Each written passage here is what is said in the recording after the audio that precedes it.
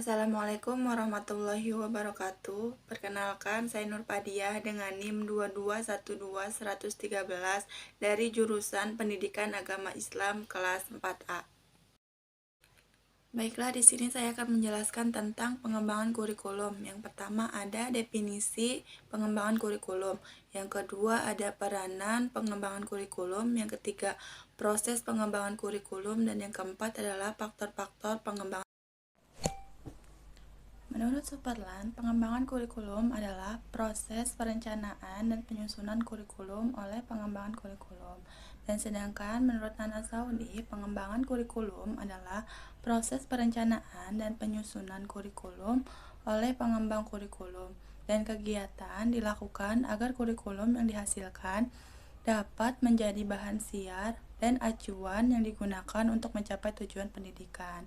Pengembangan yang sering disebut pembaharuan atau inovasi mengingatkan kita kepada istilah invention dan discovery. Invention merupakan penemuan sesuatu yang benar-benar baru, kemudian diadakan dengan bentuk-bentuk hasil kreasi baru.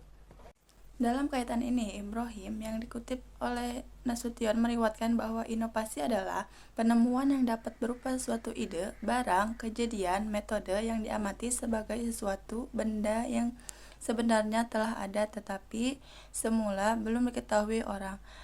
Pengembangan tidak selalu menemukan atau menciptakan sesuatu yang baru, tetapi dapat juga merupakan penyesuaian dengan apa yang telah umum dilakukan atau pengembangan dari bentuk yang sudah ada untuk menuju ke arah yang lebih baik, dan inilah yang disebut discovery. Jadi, pengembangan kurikulum merupakan suatu gagasan atau praktek kurikulum baru dengan menggunakan bagian-bagian yang potensial dari kurikulum tersebut dengan harapan untuk memecahkan masalah atau mencapai suatu tujuan. Pembaruan kurikulum sangat penting untuk diadakan karena kurikulum sebagai alat untuk mencapai tujuan hendaknya menyesuaikan dengan perkembangan yang ada dan terus berlangsung. Pengembangan disebut bersifat sebagian jika hanya terjadi pada komponen tertentu, contohnya pada tujuan, isi, metode, atau sistem penilaiannya. Pengembangan dikatakan menyeluruh jika mencakup perubahan semua komponen kurikulum. Menurut Dr. Siti Jainab, dalam bukunya yang berjudul Analisis Pengembangan Kurikulum, ada beberapa istilah pengembangan kurikulum yang dikenal. Di antaranya adalah, yang pertama, ada pengembangan kurikulum atau curriculum development. Yang kedua, ada perbaikan kurikulum atau curriculum improvement. Yang ketiga, ada perencanaan kurikulum atau curriculum planning. Yang keempat, ada penerapan kurikulum atau curriculum implementation. Dan yang kelima, ada evaluasi kurikulum atau kurikulum evaluation. Pengembangan kurikulum atau kurikulum development adalah proses atau kegiatan yang disengaja dan dipikirkan untuk menghasilkan sebuah kurikulum atau sebagai pedoman dalam proses dan penyelenggaraan pembelajaran oleh guru di sekolah.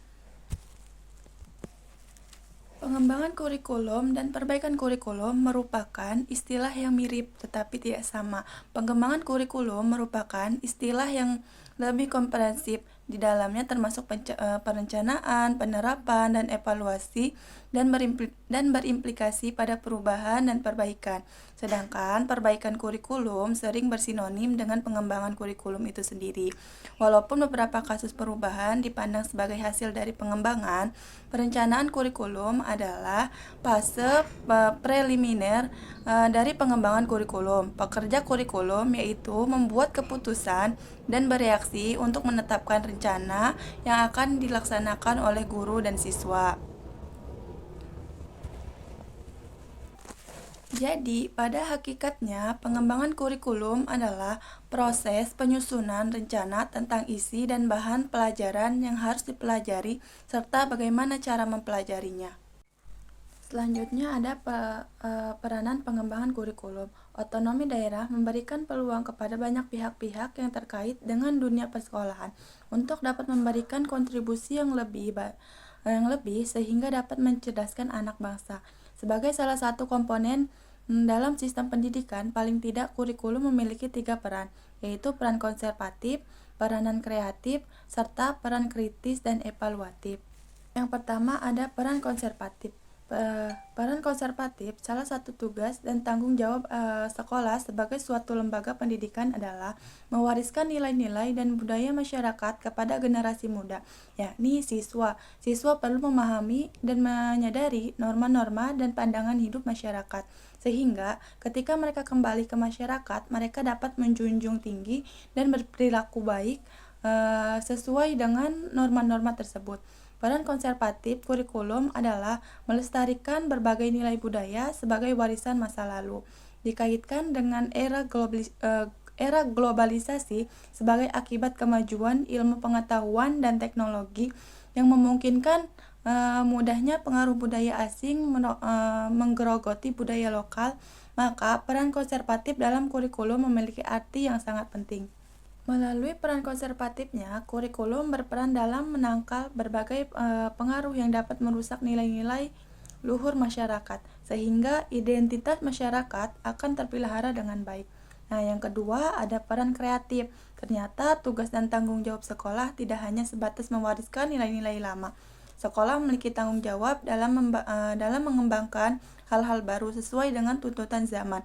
Sebab pada kenyataannya, masyarakat tidak bersifat statis, akan tetapi dinamis yang selalu mengalami perubahan. Dalam rangka inilah, kurikulum memiliki peran kreatif. Kurikulum harus mampu menjawab setiap tantangan sesuai dengan perkembangan dan kebutuhan masyarakat yang cepat berubah hal baru, sehingga dapat membantu siswa untuk dapat mengembangkan setiap potensi yang dimilikinya, agar dapat berperan aktif dalam kehidupan sosial masyarakat yang senantiasa bergerak maju secara berperan kreatif. Sebab manakala kurikulum tidak mengandung unsur-unsur baru, maka pendidikan selamanya akan tertinggal. Yang berarti apa yang diberikan di sekolah pada akhirnya akan kurang bermakna karena tidak relevan lagi dengan kebutuhan dan tuntutan sosial masyarakat. Selanjutnya ada peran krisis dan evaluatif. Tidak setiap nilai dan budaya lama harus tetap dipertahankan sebab kadang-kadang nilai dan budaya lama itu sudah tidak sesuai dengan tuntutan perkembangan masyarakat. Demikian juga ada kalanya nilai dan budaya baru yang mana yang harus dimiliki anak didik. Dalam rangka inilah peran kritis dan evaluatif kurikulum diperlukan. Kurikulum harus berperan dalam menyeleksi dan mengevaluasi segala sesuatu yang dianggap bermanfaat untuk kehidupan anak didik. Dengan ini, masyarakat menjadi salah satu pengguna jasa pendidikan yang menaruh harapan besar terhadap sekolah untuk dapat mengangkat derajat mereka pada tempat yang lebih baik karena sekolah menjadikan masyarakat sebagai manusia terdidik. Berdasarkan studi yang dilakukan oleh banyak ahli, dapat disimpulkan bahwa pengertian kurikulum dapat ditinjau dari dua sisi yang berbeda, yakni menurut pandangan lama dan pandangan baru. Menurut pandangan lama, kurikulum adalah sejumlah mata pelajaran yang harus ditempuh murid untuk memperoleh ijazah. Dan menurut pandangan baru, kurikulum adalah bukan hanya terdiri atas mata pelajaran, tetapi meliputi semua kegiatan dan pengajaran yang menjadi tanggung jawab sekolah. Sedangkan dalam panduan penyusunan kurikulum tingkat satuan pendidikan, jenjang pendidikan dasar dan menengah oleh Badan Standar Nasional Pendidikan 2006 atau BNSP, kurikulum adalah seperangkat rencana dan pengaturan mengenai tujuan, isi, dan bahan pelajaran, serta cara yang digunakan sebagai pedoman penyelenggaraan kegiatan pembelajaran untuk mencapai tujuan pendidikan tertentu. Kurikulum merupakan salah satu konsep sistematis yang disusun untuk mencapai satu tujuan berpendidikan. Pengembangan kurikulum adalah proses perencanaan kurikulum agar menghasilkan rencana kurikulum yang luas dan spesifik. Pengembangan kurikulum dilihat dari segi pengelolaannya dapat dibedakan menjadi beberapa bagian, seperti sentralisasi dan desentralisasi. Sentralisasi adalah kurikulum yang disusun oleh tim khusus di tingkat pusat, sedangkan desentralisasi adalah kurikulum yang disusun oleh sekolah ataupun kelompok sekolah tertentu dalam suatu wilayah atau daerah. Jadi, dalam pengembangan kurikulum desentralisasi, sekolah mempunyai peran penting untuk mengembangkan dan melaksanakan kurikulum agar sesuai dengan keutuhan dan perkembangan anak dalam masyarakat, yang tentu memerlukan peserta lain diantaranya adalah kepala sekolah, guru, dan komite sekolah. Mereka berperan sebagai unsur yang setiap hari terlibat dalam kurikulum. Selanjutnya ada proses pengembangan kurikulum. Ada 4 tahap pengembangan kurikulum dilihat dari tingkatannya, antara lain yang pertama ada pengembangan kurikulum pada tingkat nasional. Pengembangan kurikulum pada tingkat ini membahas pendidikan pada tingkat nasional yang terdiri dari pendidikan formal, informal, dan non-formal. Dari tingkatannya dapat dilihat secara vertikal dan horizontal.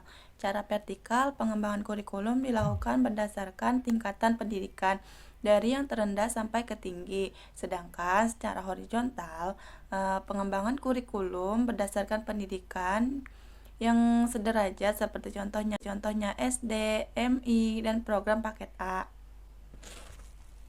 Nah, yang kedua ada pengembangan kurikulum pada tingkat institusi. Pengembangan kurikulum tingkat ini memiliki beberapa kegiatan yang harus dilaksanakan, antara lain merumuskan tujuan yang akan dicapai sekolah, menyusun SKL atau standar kompetensi lulusan, dan menetapkan isi kurikulum.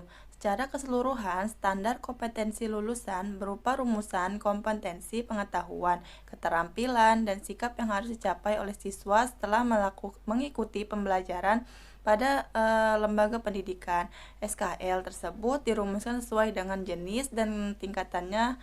Standar kompetensi lulusan menunjukkan harapan masyarakat seperti orang tua, pejabat, pemerintah, dan tentang dunia pendidikan, dunia usaha, dan lain-lain.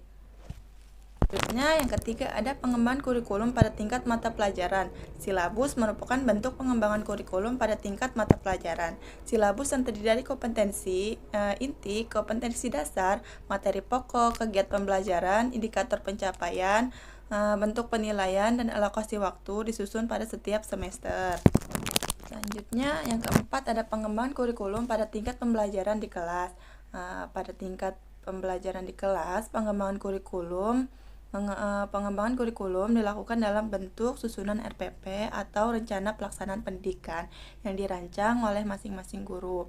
Perencanaan tersebut juga meliputi sumber belajar yang akan digunakan. Nah, jadi penjelasan di atas merupakan bentuk pengembangan kurikulum pada tiap-tiap tingkatannya. Masing-masing tingkatan memiliki tugas masing-masing dalam proses pengembangan kurikulum, akan tetapi tetap disesuaikan dengan tujuan pendidikan nasional. Sedangkan menurut Hamalik, proses pengembangan kurikulum yang digunakan di Indonesia dimulai dengan melihat kebutuhan yang ada, dari studi kebutuhan serta kelayakan, kemudian menyusun rencana kurikulum. Rencana awal dikembangkan menjadi rencana yang akan diterapkan dalam pelaksanaan kurikulum. Rencana tersebut diuji coba terlebih dahulu di lapangan sebelum kurikulum dilaksanakan secara menyeluruh. Setelah dilaksanakan secara menyeluruh, kemudian dilakukan penilaian untuk melihat tingkat keberhasilan kurikulum. Hasil penilaian dapat digunakan untuk perbaikan kurikulum yang telah ada. Nah, selanjutnya ada faktor utama pengembangan kurikulum. Ada 3 faktor yang mempengaruhi pengembangan kurikulum diantaranya. Yang pertama, perguruan tinggi. Perguruan tinggi setidaknya memberikan 2 pengaruh terhadap kurikulum sekolah. Nah, yang pertama, dari segi pengembangan ilmu pengetahuan dan teknologi yang dikembangkan di perguruan tinggi umum. Pengetahuan dan teknologi banyak memberikan sumbangan bagi isi kurikulum, serta proses pembelajaran. Jenis pengetahuan yang dikembangkan di perguruan tinggi akan mempengaruhi isi pelajaran yang akan dikembangkan dalam kurikulum. Perkembangan teknologi selain menjadi isi kurikulum juga mendukung pengembangan alat bantu dan media pendidikan. Nah, yang kedua ada dari segi pengembangan ilmu pendidikan dan keguruan serta penyiapan guru-guru lembaga pendidikan, tenaga kependidikan, kurikulum lembaga pendidikan, tenaga kependidikan juga mempengaruhi pengembangan kurikulum, terutama melalui penguasaan ilmu dan kemampuan keguruan dari guru-guru yang dihasilkan. Faktor yang selanjutnya adalah masyarakat. Sekolah merupakan bagian dari masyarakat yang diantaranya bertugas mempersiapkan anak didik untuk dapat hidup secara bermartabat di masyarakat. Sebagai bagian dan agen masyarakat, sekolah dapat dipengaruhi oleh lingkungan masyarakat di tempat sekolah tersebut berada. Isi kurikulum hendaknya mencerminkan kondisi masyarakat, penggunaannya, serta upaya memenuhi kebutuhan dan tuntutan mereka. Masyarakat yang ada di sekitar sekolah memungkinkan merupakan masyarakat yang homogen atau heterogen. Sekolah berkewajiban menyerap dan melayani aspirasi-aspirasi yang ada di masyarakat. Salah satu kekuatan yang ada dalam masyarakat adalah dunia usaha. Perkembangan dunia usaha yang ada di masyarakat akan mempengaruhi perkembangan kurikulum. Hal ini karena sekolah tidak hanya sekadar mempersiapkan anak untuk selesai sekolah, tetapi juga untuk dapat hidup, bekerja, dan berusaha. Jenis pekerjaan yang ada di masyarakat berimplikasi pada kurikulum yang dikembangkan dan digunakan di sekolah. Nah, yang ketiga, ada faktor sistem nilai. Dalam kehidupan bermasyarakat, terdapat sistem nilai, baik nilai moral, keagamaan, sosial, budaya, maupun lembaga masyarakat juga bertanggung jawab dalam pemeliharaan dan pewarisan nilai-nilai positif yang tumbuh di masyarakat. Sistem nilai yang akan dipelihara dan diteruskan tersebut harus terintegrasikan dalam kurikulum. Persoalannya, bagi pengembang kurikulum ialah nilai yang ada di masyarakat ini tidak hanya satu. Masyarakat umumnya heterogen, terdiri dari berbagai kelompok etnis, kelompok vokasional, kelompok intelek, kelompok sosial, dan kelompok spiritual keagamaan, yang masing-masing kelompok itu memiliki nilai khas dan tidak sama. Dalam masyarakat juga terdapat aspek-aspek sosial, ekonomi, politik, fisik, estetika, etika, religius, dan sebagainya. Aspek-aspek tersebut sering juga mengandung nilai-nilai yang berbeda. Ada beberapa hal yang perlu diperhatikan dalam mengakomodasi berbagai nilai yang tumbuh di masyarakat dalam kurikulum sekolah. Di antaranya, yang pertama, ada mengetahui dan memperhatikan semua nilai yang ada dalam masyarakat. Yang kedua, berpegangan pada prinsip demokratis, etis, dan moral. Yang ketiga, ada berusaha menjadikan dirinya sebagai teladan yang patut ditiru. Nah, yang keempat, ada menghargai nilai-nilai kelompok lain. Nah, yang kelima, ada memahami dan menerima keragaman budaya yang ada.